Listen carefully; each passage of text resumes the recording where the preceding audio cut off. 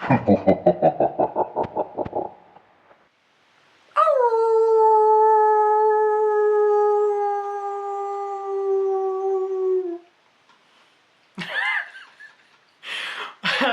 I'm E.D. Lewis, and welcome back to my channel, and welcome to the Howls and Haunts reading challenge created by author Tillery, the mistress of horror herself.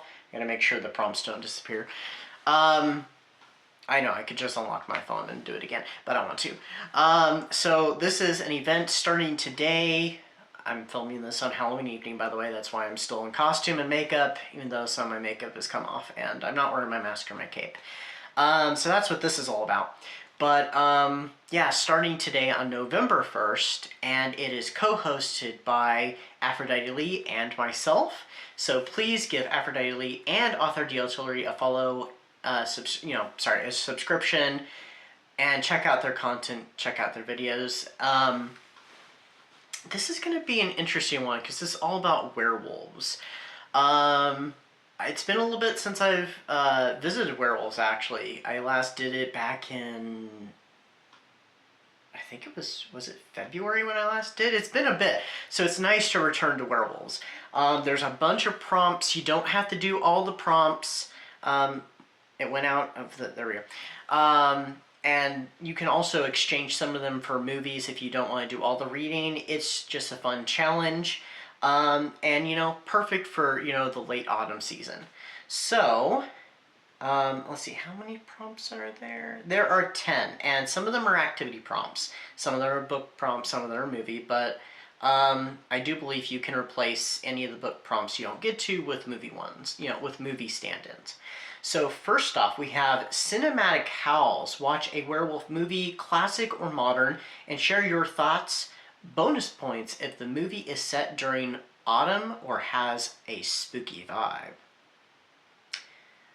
2. Moonlit Romance. Read a book or story featuring a werewolf love story. Bonus points if it's set during the light of a full moon or during the fall season. Howl in the Dark. Pick a paranormal book where werewolves must battle the dark forces of other monsters, vampires, witches, or even demons. Monsters Among Us. Read a story where werewolves are hiding in plain sight among humans in a spooky town or autumnal setting. I always have problems saying that word, I don't know why.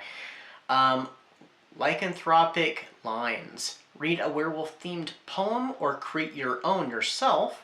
Explore the beauty, terror, or mystery of the wolf in verse. Fall of the Pack. Explore a book where werewolves face challenges that threaten their pack dynamics, betrayal, leadership struggles, or a rogue wolf causing chaos. Forbidden Forest. Choose a book where the werewolf's story unfolds in a haunted forest, cursed woods, or a similar eerie outdoor location. Bonus points if the setting is described in vivid fall imagery. Paranormal Predators. Read a werewolf-focused paranormal thriller or horror story that emphasizes the terrifying nature of the wolf and its predatory instincts. Autumn Legends. Discover a book inspired by werewolf myths or folklore, especially those connected to harvest festivals or Halloween legends. And the final one, Artistic Transformations. Create a piece of werewolf-inspired art. This could be a mood board, digital, or traditional art, a colored page from a werewolf coloring book, or even a themed craft project. So there's lots to choose from. You know, there's several book prompts. There's a few activities, chance for poetry. So I'm going to try and make my PAX poetry that one. So that'll be coming out later in the month. I might have an idea for a mood board. If not, I may have to do a coloring page. But some of the pile of possibility books that I've chosen or I'm looking at, I'm not sure how many of these prompts they will fit. And I'm more of a mood reader, and I have a tendency not to really read synopses much anymore and just kind of go at a book blindly. So it's going to be, I'm going to see how many of these prompts I can match. And who knows, some of the books may even, match multiple prompts, so that would be really cool. So, some of the books that I'm particularly looking at, I'm looking at that Goosebumps werewolf book, The Werewolf of Fever Swamp. That one sounds kind of curious to me. I have I think it's on the top shelf there at the Cagliostro picture. A werewolf-themed Hardy's Boy book, and I haven't read any of the Hardy's Boys books yet, so I might look into that. I'm also planning on picking up and hopefully finishing this time, since it's been unfinished for a couple of years now, the Wolfman novelization from the, I think it was 2010 remake of the Wolfman. And I might also conclude Regina's Moondance, sorry, I almost called it Wolf Dance, Moondance trilogy, which she's got, a great werewolf trilogy. I just had to finish the final book, so I may look at that one too. So there's a few different possibilities. I'm looking at a few other titles and seeing what I can get my hands on. Some books that I can recommend, though, are, of course, the Wolf Dance trilogy, Red Masquerade, and the second book escapes me what it's called. I know what it's called, too. But I will flash them up on the screen. There is a werewolf/shifter book that I think might work, actually, for this challenge. I can't remember the name of it. I've read it before. And I think it would fit the one, facing, pack challenges like, Betrayal and Rogue Wolves. There's also another book that I've read that could also match that, and I think it's one of those that kind of blends the lines of werewolf and shifter. I know sometimes those lines get blended, and those two things are not the same, but I think it works in this case. Another book I can recommend is Ebon Moon. I read that actually earlier this year. It was the first book I think I reviewed for the year, and it was absolutely fantastic. It was my first 5-star read. It's excellent. The Boy Who Cried Werewolf is pretty good too. It's a middle grade book. It's another one that I read. I think I read that one at the end of last December, and I think my review came out technically in January as part of my werewolf winter theme.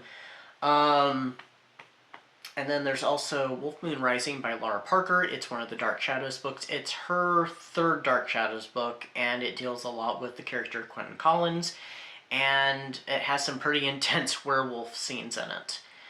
Also, if you're interested in the Dark Shadows side, there's also The Foe of Barnabas Collins by Marilyn Ross, and also Barnabas Collins and Quentin's Demon, which both deal with werewolves. And there's also Cycle of the Werewolf by Stephen King, which is also really good too, and has some awesome illustrations. Movie recommendations, I would recommend Bad Moon. That one's pretty good. I actually saw that during a weekend reading challenge a couple of years ago. That was part of a group watch. The movie Van Helsing is pretty good. It's one of those action horror films, so it's not straight horror, but it's still pretty good. Red Riding Hood is one of my favorites, kind of a gothic retelling of the fairy tale of Little Red Riding Hood.